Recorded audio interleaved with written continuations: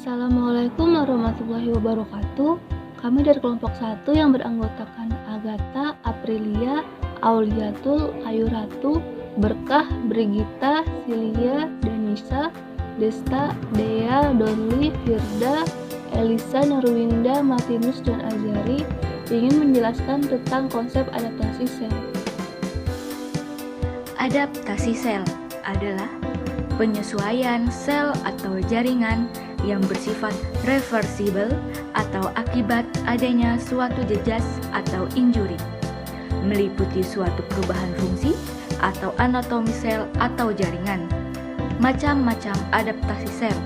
Yang pertama, atrofi. Yang kedua, hipertrofi. Yang ketiga, hiperplasia.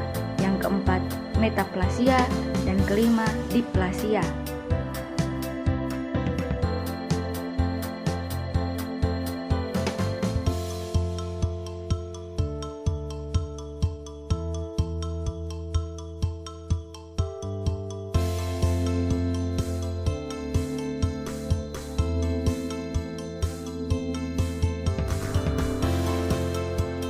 Atrofi adalah berkurangnya ukuran suatu sel atau jaringan. Atrofi dapat terjadi akibat sel atau jaringan tidak digunakan, misalnya otot individu yang mengalami imobilisasi atau pada keadaan tanpa berat atau gravitasi nol. Atrofi juga dapat timbul sebagai akibat penurunan rangsangan hormon terhadap sel atau jaringan.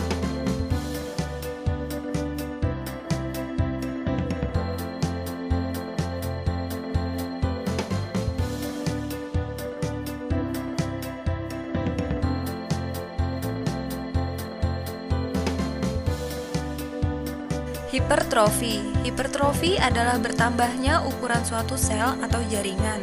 Hipertrofi merupakan suatu respon adaptif yang terjadi apabila terdapat peningkatan beban kerja suatu sel.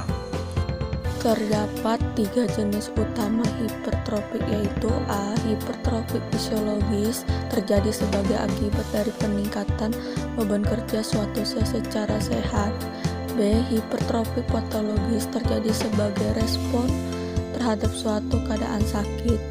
C. Hipertrofi kompensasi terjadi suatu sel tumbuh untuk mengambil alih peran sel lain yang telah mati.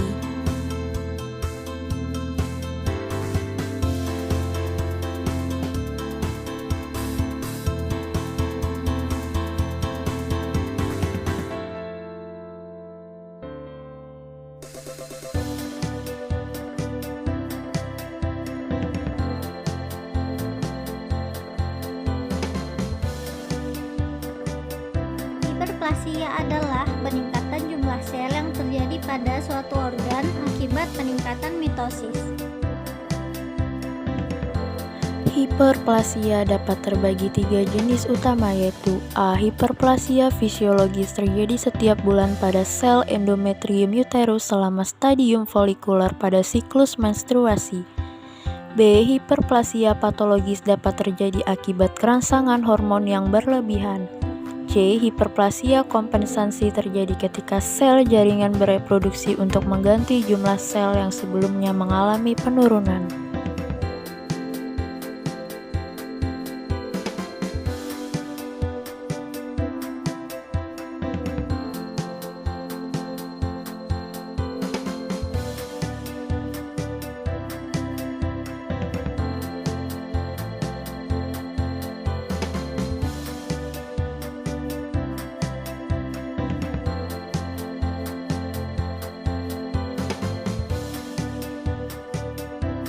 Metaplasia adalah perubahan sel dari satu subtipe ke subtipe lainnya. Metaplasia terjadi sebagai respon terhadap cedera atau iritasi kontinu yang menghasilkan peradangan kronis pada jaringan.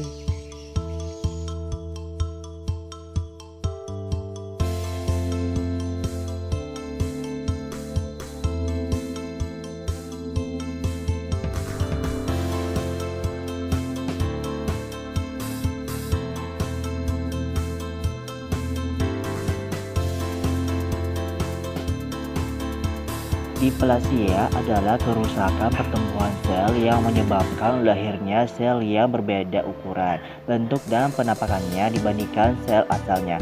Diplasia tampak terjadi pada sel yang terpanjang iritasi dan peradangan kronik. Perlu kita ketahui bahwa apabila sel mengalami cedera, maka perubahan yang pertama kali terjadi adalah terjadinya kerusakan biokimiawi yang akan mengganggu proses metabolisme sel. Sel bisa tetap normal atau menunjukkan kelainan fungsi yang diikuti dengan perubahan morfologis atau bentuk. Gangguan fungsi tersebut bisa bersifat reversibel atau pulih, ataupun irreversibel atau tidak pulih, tergantung dari mekanisme adaptasi sel tersebut. Jika sel mengalami reversibel disebut juga cedera subletal, dan jika mengalami cedera irreversibel disebut juga dengan cedera letal. Sekian dan terima kasih.